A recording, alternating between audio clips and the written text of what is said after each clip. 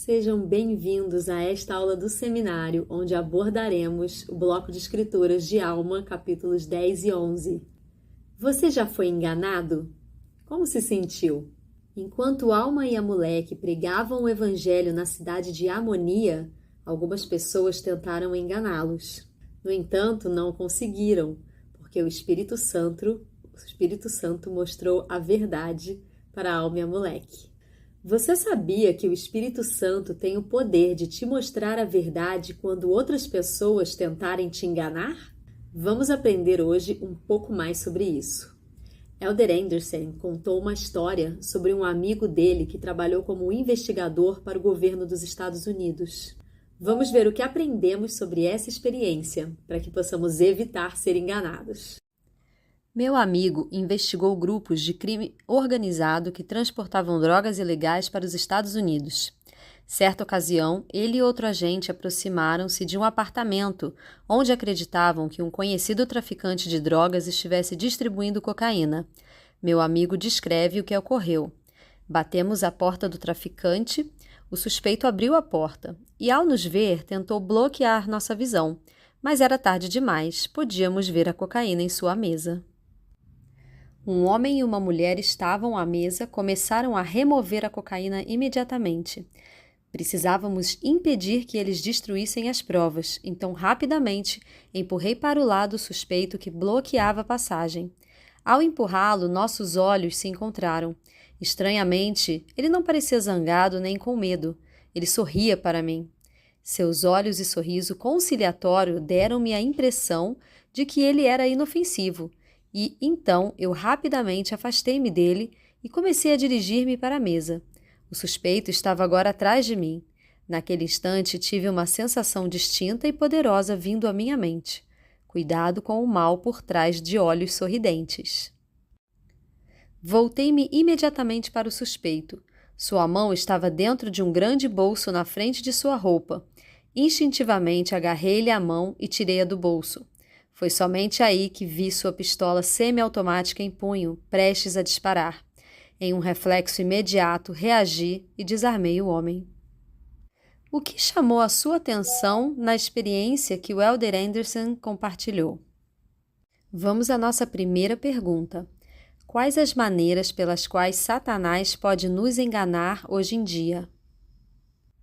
Em Alma 10, de 15 a 17, lemos: Ora, esses advogados eram versados em todas as artimanhas e astúcias do povo, e isto para que fossem habilidosos em sua profissão. E aconteceu que começaram a interrogar Amuleque, para assim fazê-lo contradizer suas palavras, ou seja, contradizer as palavras que diria. Ora, eles não sabiam que Amuleque podia conhecer suas intenções, mas aconteceu que, quando começaram a interrogá-lo, ele percebeu seus pensamentos e disse-lhes: Ó, geração iníqua e perversa, vós, advogados e hipócritas, pois estáis estabelecendo os alicerces do diabo, pois estáis preparando armadilhas e laços para apanhar os santos de Deus. Alguns advogados habilidosos queriam enganar Alma e Amuleque e ganhar dinheiro com isso. Mas o Espírito Santo revelou a eles a intenção desses advogados e eles não conseguiram ser enganados. Zeziron era um dos melhores advogados que tinha ali. Vamos ver o que as escrituras falam sobre ele. E esse Zeziron começou a questionar Amuleque, dizendo: Responderás a algumas perguntas que eu te fizer? Ora, Zeziron era um homem perito nos ardis do diabo, para destruir o que era bom.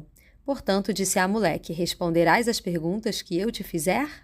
Ele tentou enganar Amuleque e fazê-lo negar a existência de Deus.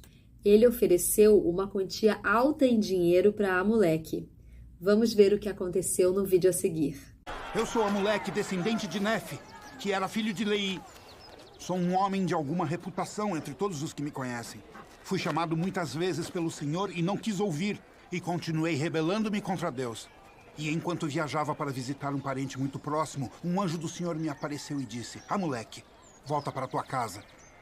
E obedeci à voz do anjo.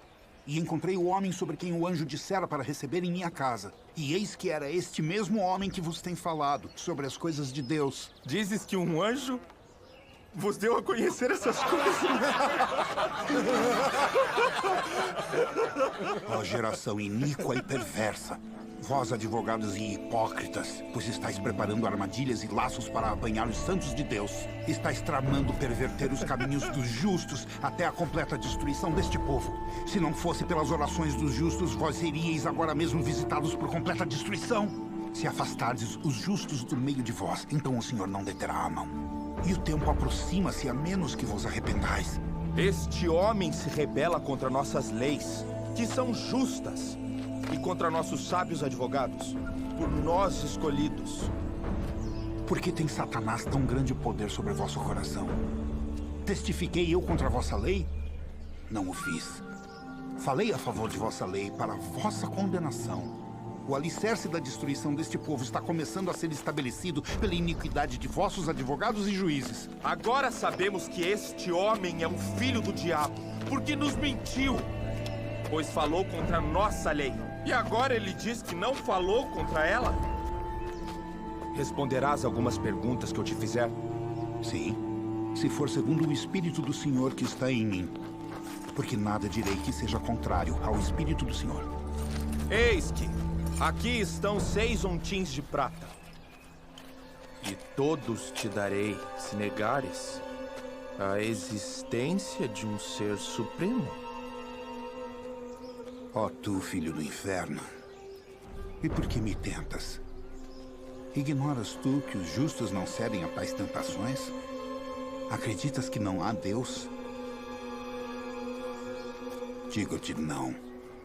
Tu sabes que existe um Deus. Amas, porém, mais o lucro do que a Ele. Mentiste a mim perante Deus. Disseste-me, eis que te darei 6 ontes, quando em teu coração tinhas o intento de ficar com eles. E o teu único desejo era que eu negasse o Deus vivo e verdadeiro, a fim de que tivesses motivo para destruir-me. Dizes que existe um Deus vivo e verdadeiro? Sim, existe um Deus vivo e verdadeiro. Existe mais de um Deus? Não. Como sabes essas coisas? Um anjo mas deu a conhecer. Quem é aquele que virá? É o Filho de Deus? Sim. Salvará ele seu povo em seus pecados? Ele não salvará, porque lhe é impossível negar sua própria palavra. Lembrai-vos destas coisas, porque ele disse que existe um só Deus. Não obstante, declarou que o Filho de Deus virá, mas não salvará seu povo, como se tivesse autoridade para mandar em Deus. Eis que mentiste. E torno a dizer-te que ele não pode salvá-los em seus pecados, porque eu não posso negar a sua palavra. Ele disse que nada impuro pode herdar o reino do céu. Portanto, como podeis ser salvos, a menos que herdeis o reino do céu? Portanto, não podeis ser salvos em vossos pecados. O Filho de Deus virá ao mundo para redimir seu povo. E tomará sobre si as transgressões daqueles que acreditam em seu nome. E estes são os que terão vida eterna. E para ninguém mais haverá salvação. Portanto, os iníquos permanecerão como se não tivesse havido redenção, sendo apenas desatadas as ligaduras da morte. Pois eis que dia virá em que todos se levantarão da morte e se apresentarão perante Deus, e serão julgados segundo suas obras. A morte de Cristo desatará as ligaduras da morte, para que todos se levantem da morte. O espírito e o corpo serão novamente reunidos em sua perfeita forma. Os membros e juntas serão restaurados à sua devida estrutura, tal como nos achamos neste momento. E seremos levados a nos apresentar perante Deus, sabendo o que sabemos agora e tendo uma viva lembrança de toda a nossa culpa. Esta restauração acontecerá com todos, tanto velhos como jovens, tanto escravos como livres, tanto homens como mulheres, tanto iníquos como justos. E não se perderá um único cabelo de sua cabeça. Mas tudo será restaurado, à sua perfeita estrutura. E todos serão levados perante o tribunal de Cristo, o Filho, de Deus, o Pai e o Santo Espírito, que são um eterno Deus, para serem julgados segundo as suas obras, sejam elas boas ou más. Este corpo mortal será levantado num corpo imortal, isto é, passará da morte, da primeira morte à vida, para não mais morrer. E o espírito unir-se-á a seu corpo para não mais serem divididos. O todo tornando-se assim espiritual e imortal, de modo que já não possa experimentar corrupção. Zésrom, não mentiste somente aos homens, mas também a Deus. Ele conhece todos os teus pensamentos e eles nos são manifestados por seu Espírito. Sabemos que teu plano era enganar este povo, a fim de incitá-lo contra nós para ultrajar-nos e expulsar-nos. Agora o que te digo, digo a todos. Isso foi uma armadilha do adversário para poder subjugar-vos e amarrar-vos com suas correntes para a destruição eterna. Muitas vezes, Satanás usa as riquezas para nos enganar. Estudando a vida do Salvador Jesus Cristo, podemos observar como ele reagiu às tentativas de Satanás de tentá-lo através das riquezas. Vamos ler Lucas 4, de 6 a 8. E disse-lhe o diabo: Dar-te-ei toda esta autoridade e a sua glória, porque a mim me foi entregue, e dou-a a quem quero. Portanto, se tu me adorares, tudo será teu. E Jesus respondendo, disse-lhe: Vai-te, Satanás, porque está escrito: Adorarás ao Senhor teu Deus, e só a Ele servirás. No vídeo a seguir, gostaria que você identificasse como nós podemos, às vezes, fazer escolhas erradas quando não conhecemos ou ignoramos as consequências dessas escolhas. O Salvador fez certa vez esta pergunta a seus discípulos: O que dará o homem em recompensa da sua alma? Essa é uma pergunta que meu pai me ensinou a ponderar cuidadosamente há vários anos. Quando eu era criança, meus pais me davam tarefas de casa e me pagavam uma mesada por isso. Eu usava aquele dinheiro, pouco mais de 50 centavos por semana, para ir ao cinema. Naquela época, uma entrada de cinema custava 25 centavos para um menino de 11 anos. Isso me deixava com 25 centavos para gastar com chocolates, que custava 5 centavos cada um. Um filme e 5 chocolates? Não havia nada melhor.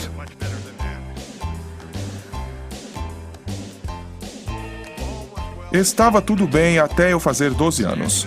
Quando estava na fila do cinema, certo dia, vi que o bilhete para um menino de 12 anos custava 35 centavos, o que significava 2 chocolates a menos. Sem estar muito preparado para fazer esse sacrifício, pensei comigo mesmo: não mudei muito desde a semana passada. Fui em frente e pedi um bilhete de 25 centavos. O bilheteiro nem piscou e eu comprei meus 5 chocolates em vez de 3. Entusiasmado com o que fizera, corri para casa para contar a meu pai o meu grande golpe. Quando relatei os detalhes, ele ficou sem dizer nada. Quando terminei, ele simplesmente olhou para mim e disse: Filho, você venderia sua alma por 10 centavos? Suas palavras tocaram meu coração. Foi uma lição que nunca esqueci.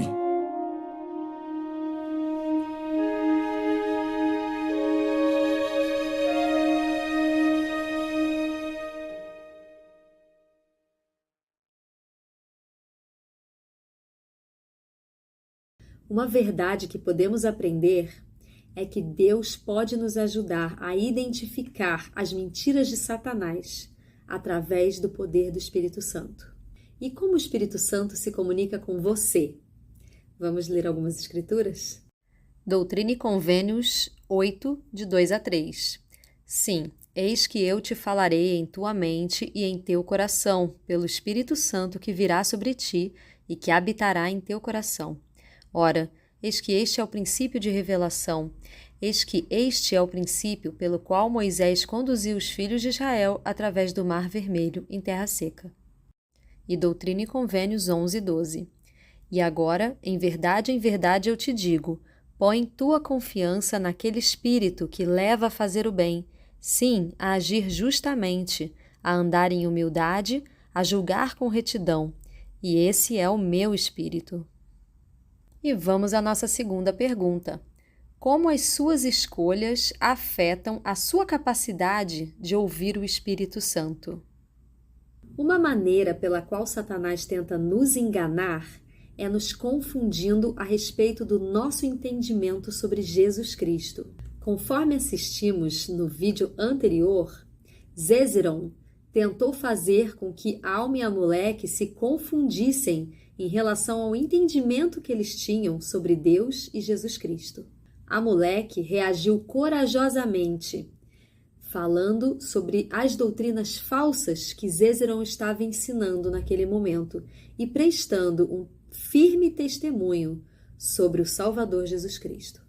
Uma das mentiras que Satanás tenta nos empurrar é que Jesus Cristo salvaria a todos nesta terra em seus pecados. Amaleque, no entanto, corrigiu Zézeron e disse que Jesus Cristo não pode salvar as pessoas em seus pecados, porque nada impuro pode entrar no reino de Deus. Jesus Cristo salva as pessoas dos seus pecados, se as pessoas se voltarem a Ele e se arrependerem com sinceridade de coração. Da mesma forma que Zézeron fez com Amaleque, Satanás tenta atacar as nossas crenças. Tenta muitas vezes atacar o nosso testemunho através de riquezas e poder. Ele também faz com que o mal pareça bem e vice-versa. E mente, dizendo que não existe o certo e o errado. Sobre isso, Elder Uchtdorf falou: o adversário tem muitas estratégias astutas para impedir os mortais de conhecer a verdade. Ele oferece a crença de que a verdade é relativa, apelando para o nosso senso de tolerância e justiça. Ele mantém a verdade real oculta, argumentando que a verdade de uma pessoa é tão válida quanto a de outra pessoa. A alguns, ele instiga a crer que há uma verdade absoluta em algum lugar, mas que é impossível conhecê-la. Para os que já abraçaram a verdade, sua principal estratégia é espalhar sementes de dúvida. Em cada mentira de Satanás, podemos buscar a ajuda de Deus para estabelecer a verdade através do Espírito Santo.